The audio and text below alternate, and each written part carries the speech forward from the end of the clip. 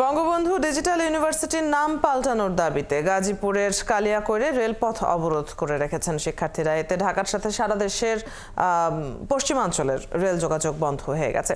সেখানে আছেন আমাদের সহকর্মী ইকবাল আহমেদ সরকার, তার কাছ থেকে জেনে নেব সেখানকার খবর। ইকবাল, কি পরিস্থিতি দেখছেন সেখানে? শিক্ষার্থীরা কি বলছেন, আর রেল যোগাযোগ বন্ধ হয়ে যাওয়ায় যাত্রীদের দুর্ভোগ কতটা চোখে পড়ছে? অদিতি, যাত্রীদের দুর্ভোগ তো কিছুটা পড়েছেই, কেননা উত্তরবঙ্গের সাথে ঢাকার সরাসরি ট্রেন চলাচল ব্যাহত হচ্ছে।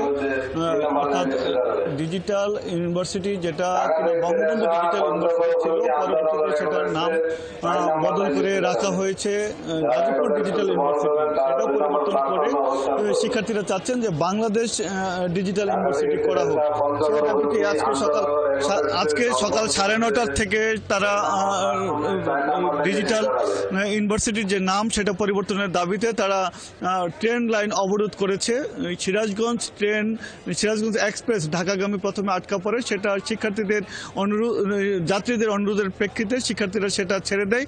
এই মুহূর্তে গাজীপুরের মৌচাক স্টেশনে উত্তরবঙ্গের বুড়িমারি এক্সপ্রেস ট্রেনটি মৌচাক স্টেশনে আটকা রয়েছে। আর ঢাকাগামী চাপাই এক্সপ্রেস এবং বনলতা এক্সপ্রেস দুটি ট্রেন টাঙ্গাইলের মহেরা এবং সিরাজগঞ্জ এই দুই স্টেশনে আটকা রয়েছে বলে জয়দেবপুর স্টেশনের যিনি স্টেশন মাস্টার রয়েছেন তিনি জানিয়েছেন।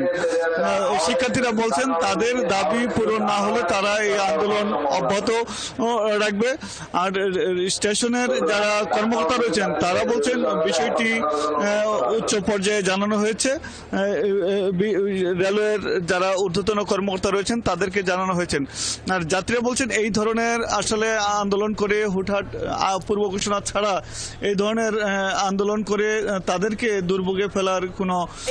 আপনি এই পরিস্থিতির খবরাখবর রাখছেন নিশ্চয়ই, এ বিষয়ে পরবর্তী সময়ের তথ্যগুলো আপনার মাধ্যমে আমরা জানবো। ধন্যবাদ যুক্ত হবার জন্য। দর্শক, রেল যোগাযোগ বন্ধ রয়েছে সেখানে। গাজীপুর থেকে সহকর্মী ইকবাল আহমেদ সরকার জানিয়ে দিচ্ছিলেন সবশেষ খবর।